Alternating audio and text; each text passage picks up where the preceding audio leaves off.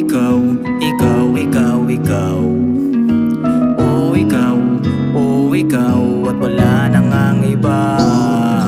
Ikaw ang araw, araw ko.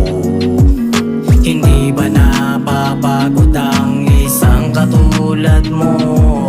Palagi ka kasing tumatakbo sa isip ko. Sa umaga, tanghali at hanggang sa hapon to.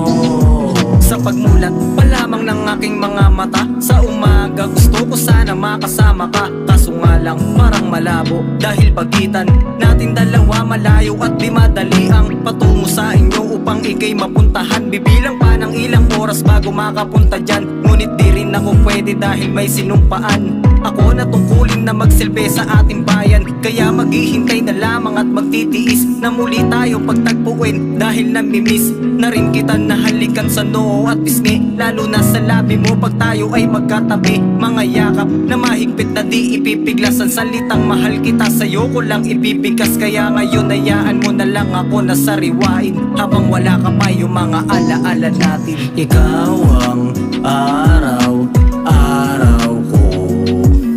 Hindi ba napapagod ang isang katulad mo? Palagi ka kasing tumatakbo sa isip ko. Sa umaga, tanghali at hanggang sa hapon to.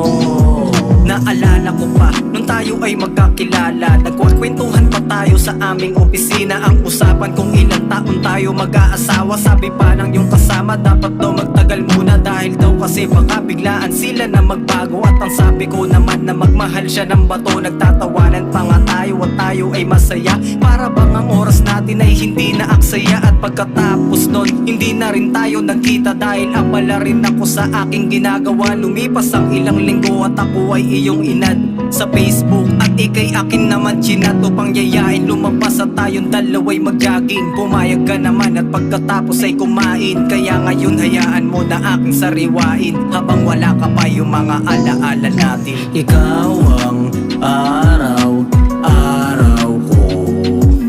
Hindi ba napapagod ang isang katulad mo? Palagi ka kasing tumatakbo sa isip ko. Sa umaga, tanghali at hanggang sa hapon to. Oh, ikaw, oh, ikaw, ikaw, ikaw, ikaw.